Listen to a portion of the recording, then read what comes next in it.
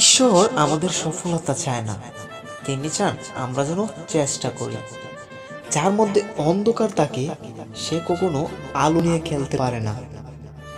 যে অপেক্ষা করতে জানে তার কাছে সব কিছুই আসে। আমাদের ধৈর্য আমাদের শক্তির চেয়েও বেশি কিছু দেয়। সফল মানুষ হওয়ার চেষ্টা করার থেকে বরং মূল্যবোধ সম্পূর্ণ মানুষ হওয়ার চেষ্টা করব। অর্থ যেমন অর্থের জন্ম দেয়, সাফল্য তেমনি সাফল্যের জন্ম দেয়। বিনা পরিশ্রমে যা অর্জন করা যায় তা দীর্ঘস্থায়ী হয় না। নিজেকে খুঁজে বের করার নামই জীবন নয়, বরং নিজেকে সৃষ্টি করার জীবনই অপর নাম। দুঃখ কষ্ট নিয়েই মানুষের জীবন, কিন্তু দুঃখের পর সুখ আসবে, এটাই ধ্রুব সত্য। মানুষ যখন তার শ্রেষ্ঠ স্বপ্নটি দেখে তখন সে বাস করে শ্রেষ্ঠ সময়। সুখ ভবিষ্যতের জন্য রেখে দেওয়ার বিষয় নয়, বরং এটি বর্তমানের জন্য। নিজের জন্য নিজেকে এগিয়ে আসতে হবে, চিন্তা করতে হবে, ভাবনার সাথে প্রায়োগিক বাস্তবতার সন্নিবেশ ঘটাতে হবে। অপরের দোষ অপেক্ষা নিজের দোষ যাচাই করাই উত্তম।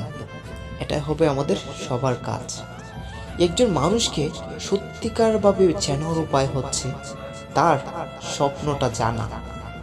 বিজয়কে কেউ কখনো জিজ্ঞেস করে না সে সত্য বলছে কিনা। একটি দোষ বহুগুণকে হ্রাস করতে পারে। যদি সূর্যের মতো আলো ছড়াতে চাও, আগে এর মতো জ্বলতে হবে। তোমার মাথাকে কখনো নত হতে দিও না, সবসময় উঁচু রাখো, একদম চোখ বরাবর। জীবনে অনেক উপরে উঠতে হলে 25 বছর থেকেই শুরু করুন। নিজে পরিকল্পনা করুন, তাই করুন যা আপনি উপভোগ করতে জানেন। যারা নিজেকে অসুস্থ ভাবে তারা আজীবন অসুস্থই থেকে যায়। এই পৃথিবীতে কম বোঝা এবং বেশি কাজ করা উত্তম। অনুকরণ করে কোনো মানুষ কখনোই বড় হতে পারে না।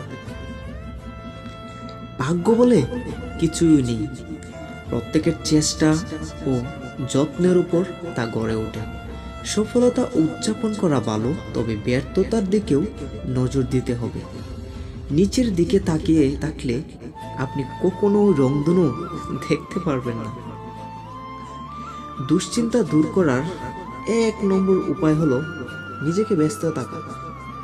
আপনি যদি গরিব হয়ে জন্ম নেন তাহলে এটা আপনার দোষ নয়, কিন্তু যদি গরিব থেকে মারা যান সেটা আপনার দোষ।